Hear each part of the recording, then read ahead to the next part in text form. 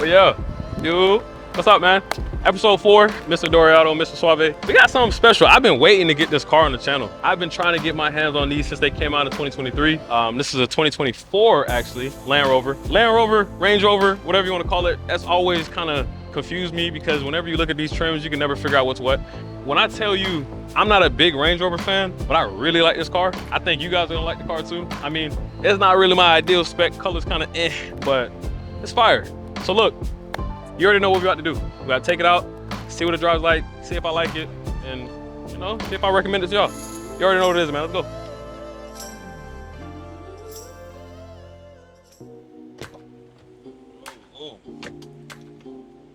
Oh, got the side steps. Nice. Okay. All right, man. Remember that word we brought up last time? Opulence.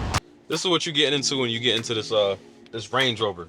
I have been trying to get my hands on this body style for, I mean, well, yeah, it came out about a year ago, so I've been trying to get my hands on it for a year. I was really intrigued by the way this car looked. I didn't really know what the hype was gonna be. I wanted to see what it was gonna do on the market.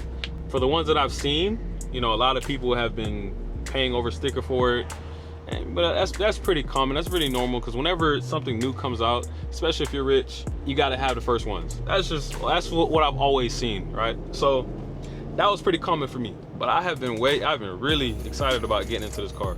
And you know, the first thing I can say as soon as I get into it, I feel like I got 2 kids. I feel like I got a family. I feel like I'm, you know, I feel like I'm the man, I guess, if you want to call it that.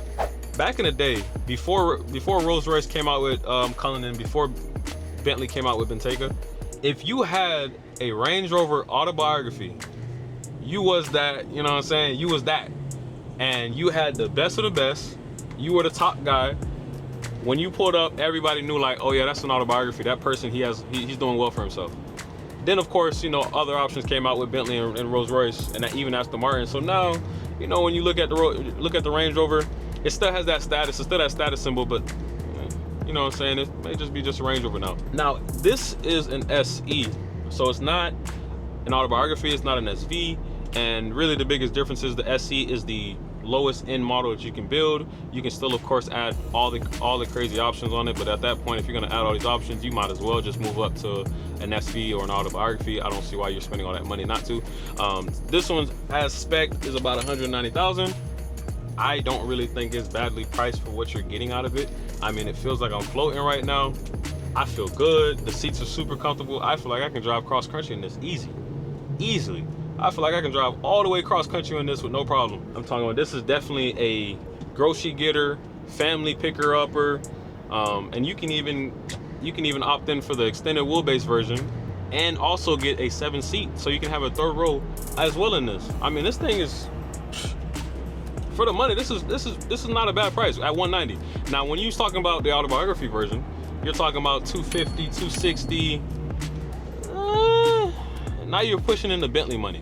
At that point in time, I don't know if it's really worth it to go get one of these over a Bentley. Now, while I sell a lot of Bentleys, I'll be honest, technology-wise in this car, I'm not gonna lie, they got Bentley beat. Now, Bentley has great technology. I'm not gonna say that they don't, but this car is phenomenal. I'm not gonna lie to you. In terms of technology, it's a pretty good car, especially if you got a pretty decent sized family. If you want a 3rd row vehicle, you can get a BMW X7. You can get an Audi Q7 with, I mean, your kids have to literally be like 3 feet tall to even sit in the 3rd row. You have to get a Cadillac Escalade. You got to get those 3 options, right? If you don't want luxury, you have to drop down to a GMC Yukon, a Chevy Tahoe, and that's pretty much it.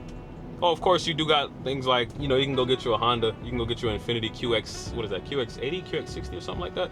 You can go get you one of those if you really wanted to, but Infiniti, Nissan, not really luxury. So the reason why this car, I think, does so well is because it can get that 3rd row, can get that 7-seater. So the person that does have the family and they're doing well with themselves and they want to be in something that's a little, you know, more classy, a little more, you know, opulence, because that's what you're getting into for sure, then, you know, you'll get something like this. Now, I just seen the new Escalade release. I'm going with the new Escalade. Man, that screen on the inside of that thing is insane. It's super crazy. I'm going with the new Escalade over all of them, all the cars on the market right now if we're talking 3rd row. Which also brings me to another thing. Saying that Escalade has that huge screen. You can definitely tell that Range Rover was going for a minimalistic vibe with this car. The screen that they have here, it's not too big, it's not too small, it's literally just right. Then you have this nice digital display up front. It has multiple different customization options that you can do. I mean, it's beautiful the way that you can do it. You can have the map full screen if you want. You can have the map on one side. You can have your speedometer. You can have whatever else you're looking at. Heads-up display, of course. I think, and that's pretty much it, other than the screens on the back for your kids. But other than that, that's pretty much it. They weren't trying to do too much in this car. And I think to the person that wants that, this is going to cater to you perfectly. I don't know if you guys have ever heard of this, but quiet luxury. It definitely seems like that's what they were going for with this car. And I'm typically a person that likes quiet luxury. I don't really like to be too showy. There's times where I will, of course, I got a chain on or whatever the case is. Sometimes I will be a little showy, but I'm not always into that. So I think that's what Range Rover was going into at this point in time, because they felt like, we're coming out with a new car. It's going to cater to those people who are doing really well in their lives, but they don't want to, draw too much attention. And I think that's why they came out with this car. I've heard good, I've heard bad. I've heard clients tell me, oh, I love the way the new Range Rover looks. It's beautiful, it's exactly what I wanted. I have one on order, yada, yada, yada. And then I had clients that said, it really bothers me that I'm building out a $265,000 autobiography, and the only thing that states that it's an autobiography is a little nameplate on the side of it. Obviously we're talking about two different people. Maybe that person on the other side of the fence, they're a little more showy. They want people to know that they spent that much money on the car. They want you to know that I have the highest trim. That could possibly be an issue. I mean, because if you think about it, I spent $265,000 for somebody in a SE next to me to look like they have the same car. Would it bother you?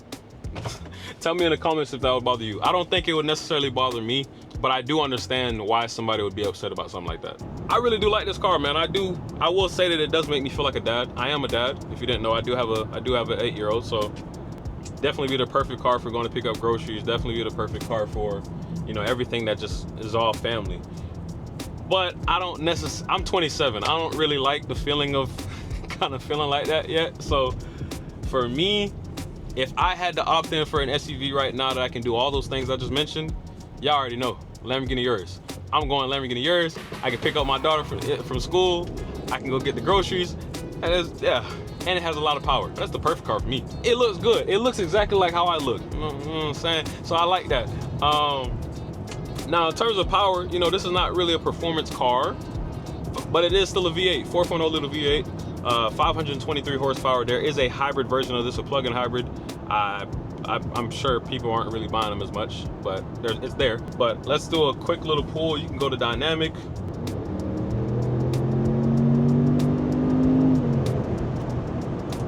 Yeah, I mean, I felt like 2 seconds of lag before it even gave me anything. It definitely has a lot of power, but it wasn't really impressive. But I wasn't expecting it to be. This is a luxury car. This is a luxury, comforty, a super comfortable cloud. That's what this is. So I wasn't expecting a full out, mind-blowing performance, but it's still a phenomenal car. I'm gonna try to do a little launch here, actually. No, that's not gonna let me launch it.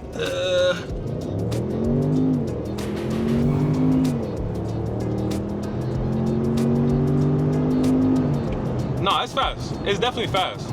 I mean, I think this is well over 5,000, 6,000 pounds, so this is definitely fast for what it is. But yeah, it's not a mind-blowing, it doesn't have mind-blowing performance. It's not what you're getting into. This is definitely more on the comfort side. So in terms of recommendations, who I think this is for and do I recommend it to you? This is definitely for the person who has a family. You're doing really well. You don't want to be in the regular cars. You want something that's a little more, elegant. You want something that's going to show your wealth a little bit more, but not too much. This is that car. Would I personally have one? I think I would, but I think I'm the type of person that's going to have a warehouse full of cars one day. So I could see this being in the lineup for the day that I just want to float down to Miami, but it probably wouldn't be my everyday car. But I definitely like it. It's definitely phenomenal. Oh, I didn't even mention this thing has a fridge in the middle section. You can keep your drinks cold in the middle in your center console, and that thing is frozen too. This is just a luxury car. If you can justify the price, I definitely think Range Rover has done really, really well.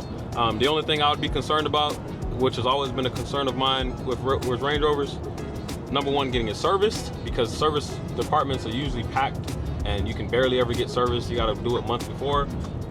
Or reliability standpoint. We all know that Range Rovers has always had issues But the car's on the warranty, so if something happens, whatever, it is what it is.